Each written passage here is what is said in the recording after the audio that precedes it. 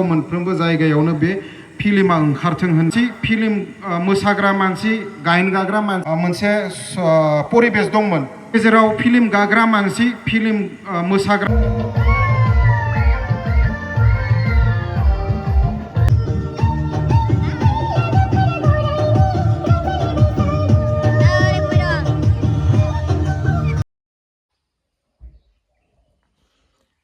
Hello everyone, खुलुमबाय, good morning. दिनैनि नैबे गोदान भिडिअ नोंथांमोनखौ बरायबाय, आसा खालामो नोंथांमोना गासिबो मोजां दङ। लोगोफोर दायो आङो थांनो ओंखारदों हाजुरायाव, माने दिनैहाय 15 तारिख एप्रिलनि दिनै थामथि रंजालि बैसागु फोरबो फालिगोन आरो जोंनि पिडिसि बिसानिफ्राय। स' बेखौनो जा हायो नोंथांमोनजों शेयार खालामगोन, अब्ला नायलांबाय थाबानो जाबाय नोंथांमोना आंनि भिडिअखौ नायनो इन्टारेस्टेडब्ला। थुदो। ओइ चेनाजों थांफानोसो नागिरबाय। थुर' गारियाव गाखोबाय जों नै दा। बोरो सोमखो?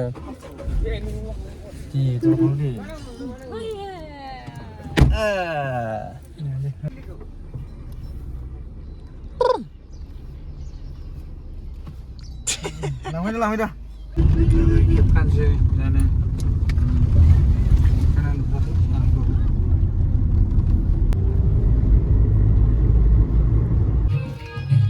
सफैबाय नै जों।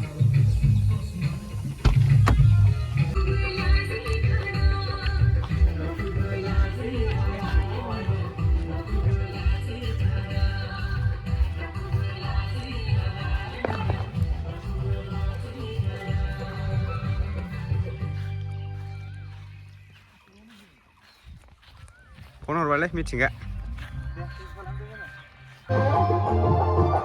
नोंखौलाय आंलाय गोसो थैयो सना नोंखौलाय आंलाय मोजां मोनो।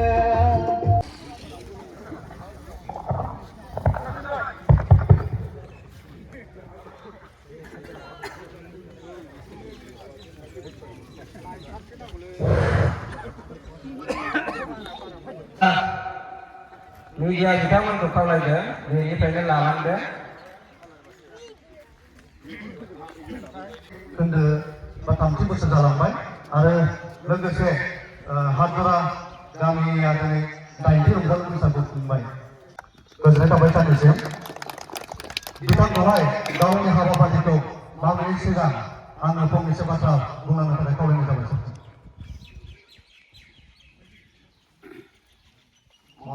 मानगोनां Promotor District Committee Board of Senior Association Apatri Nihakari Iriam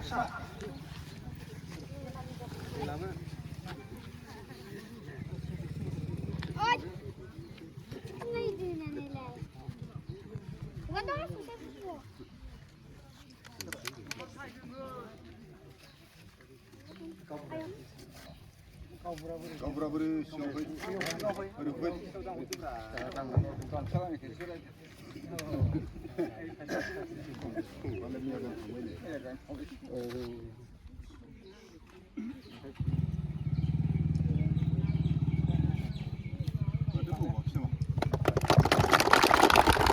जोंना लांगोना बेखेवनाया जोब्बायानोसै सानैसिम रोजा गोजोननाय थाबाय आरो लोगोसे जोङो माने समनि आंखाल बेजों लोगोसे जोङो जोंनि जेनाखि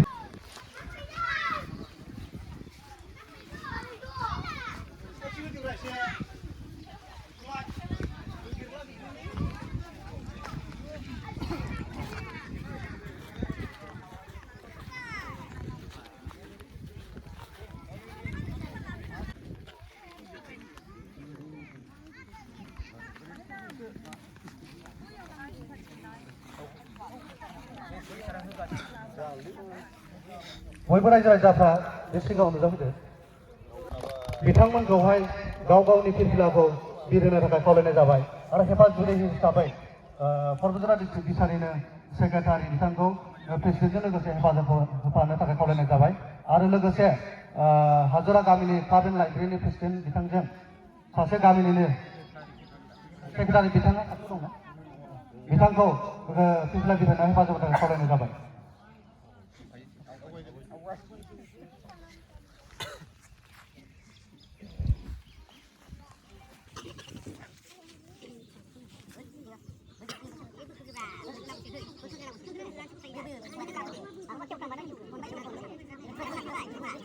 Terakhir.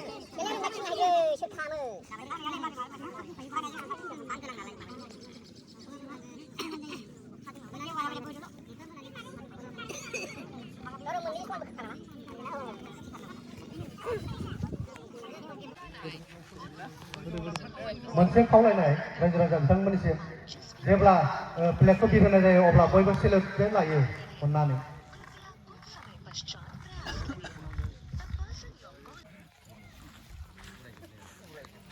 जाबाय नैबे समाव नुजाबैनो हानाय हाजरा अक्ट'बर क्लाबनि मानगोनां प्रेसिडेन्ट सेक्रेटारि आरो लोगोसे बे समाव नुजाबैनो हानाय सार रायजो राजा आरो गामि गोरा गासैनिसिम आंनि गोसो गोरबोनि अननाय माबाखौ जासिग्रोनाय जाबाय। दिनै जोंहा पर्बतझारा डिस्ट्रिक्ट बिसानि थामथि रंजालि बैसागु फोरबो फालिनाय आरो लोगोसे हाजरा अक्ट'बर क्लाबनि 8थि रंजालि बैसागु फोरबो फालिनाय जथायै खुंफुंनाय नैबे हाबाफारियाव फिरफिला उरायहोनायाव आं फंनैसो खोथा बिबुंथि लानो होनायलाय लाखिनोसै। जों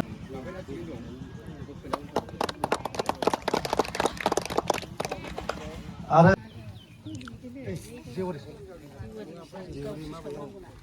दंखायो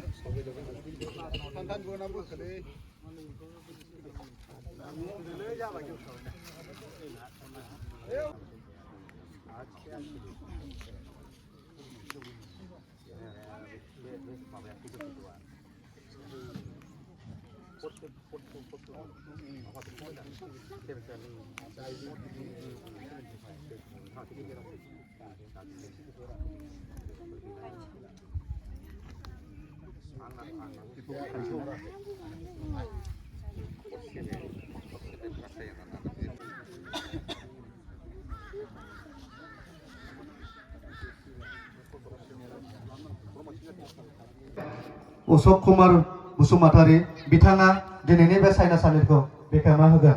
बिनिखायनो आदा अशोक कुमार बसुमतारीखौ गांसे आर'नाइजों बरायनायखौ खावलायनाय जाबाय। बिथाङा पिडिसि बिसानि सासे एडभाइजार लोगोसे हाजरा गामिनिनो सासे गोरों गोरा बा दैदेनगिरि। गोजोननाय थाबाय।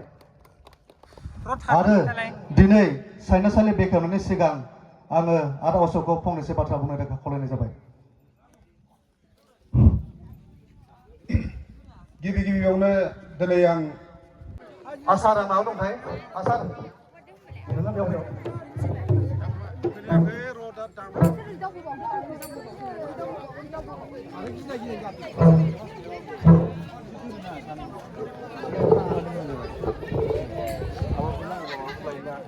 जाहैबाय कालचार सेक्रेटारि। गोजोननाय थाबाय। आरो लोगोसे बेयाव हेफाजाब होगोन दामगिरि बिथांमोनखौथ' आं नामखौ मोजाङै मिथिजोबा। बिथांमोना जाहाथे स्पिकाराव थानानै गाव गावनि सिनायथिखौ माबा हरोबा मोजां जायो नामा?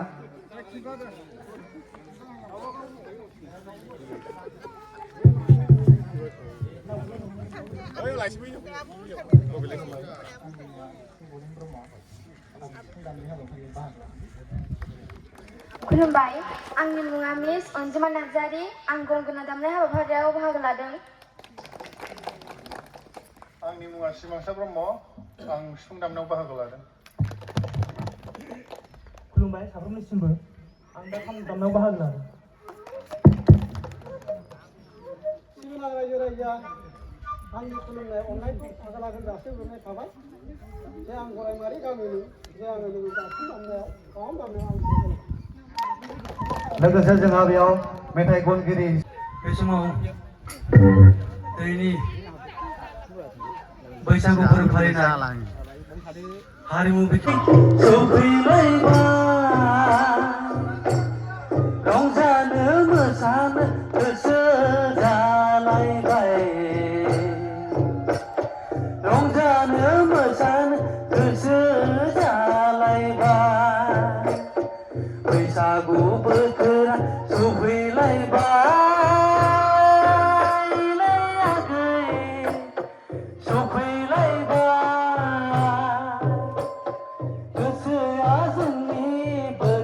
बिफांनि दालाया बिलाइ गोरलैयाबो खिलिबोबाय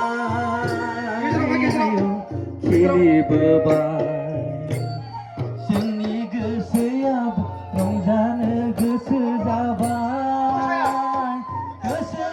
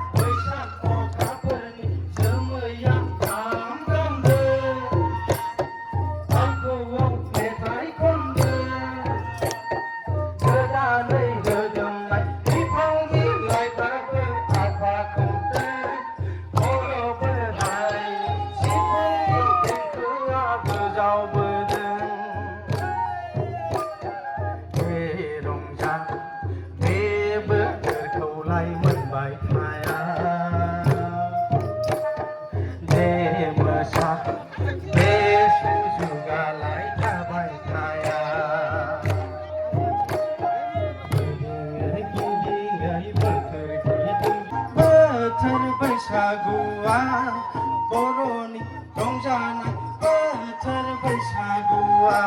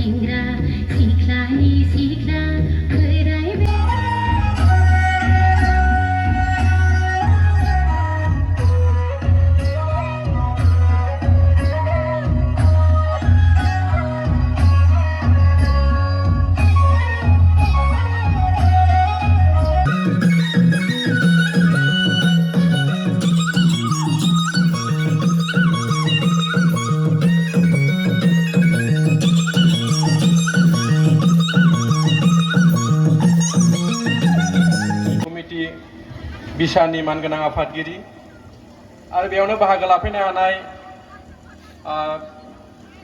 बिसानि मानगोनां गाहाय नेहाथारि सार आरो बेयावनो बाहागो लाफैनो हानाय पर्बत जिल्ला जिरा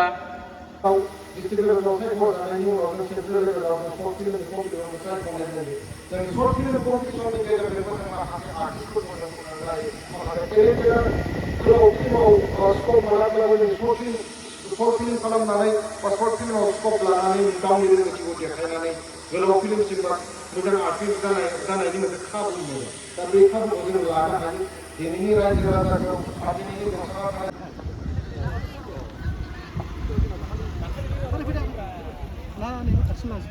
Thank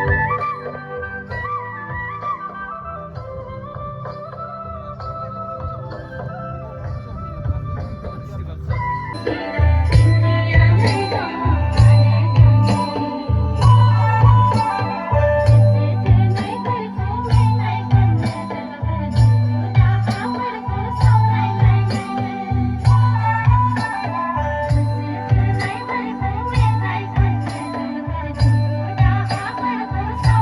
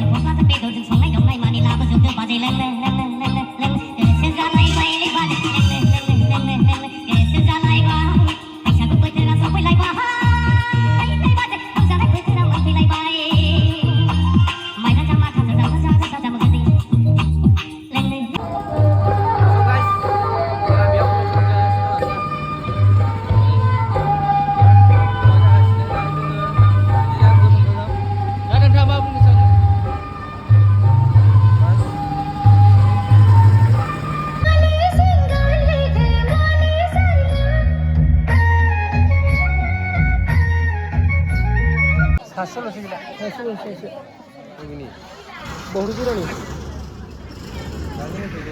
산슬리. 하이.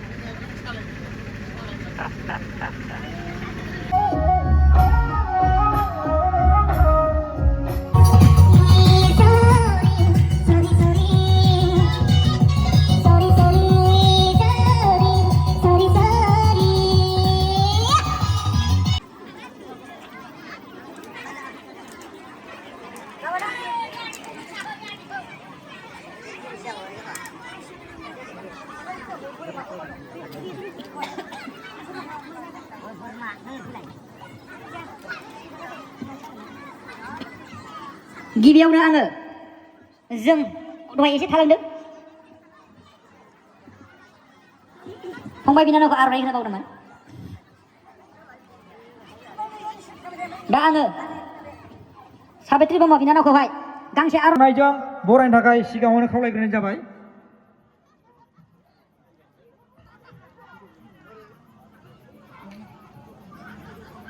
खेबदे फंबाय खेबबाय था आखाइ खबलाय रायजोफोर दानिया आङो बनेन्द्र ब्रह्म फंबायखौबो गांसे आर'नाइजों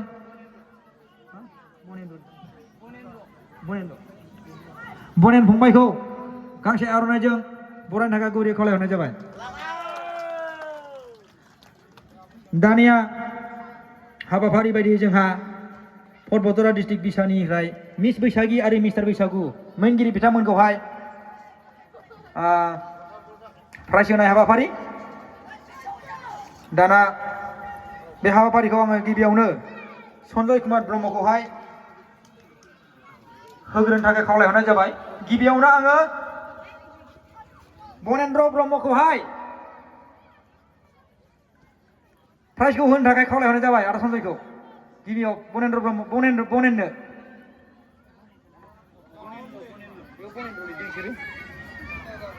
दे रायजोफोर गोसा आखाइ खबना हो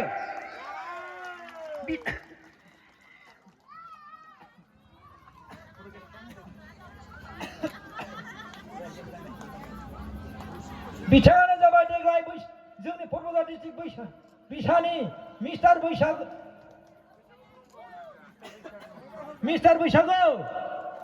आरो लोगोसे मानि प्राइज होनाय जाबाय 3001 लोगोसे आरो सार्टिफिकेट गांसे मोजां खेब दे खेब आरो लोगोसे ट्रफिखौ गथायनो थाखाय खावलायनाय जाबाय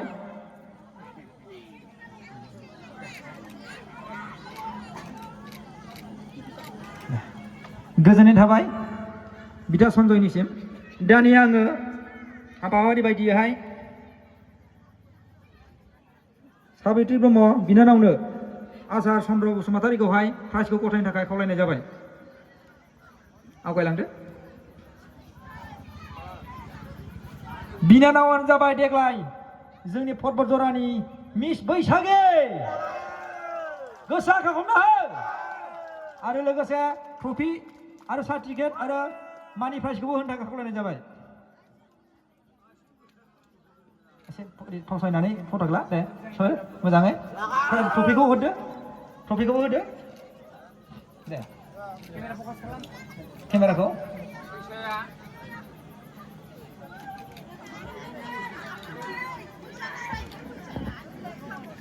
गोजोननाय थाबाय बिथांनिसिम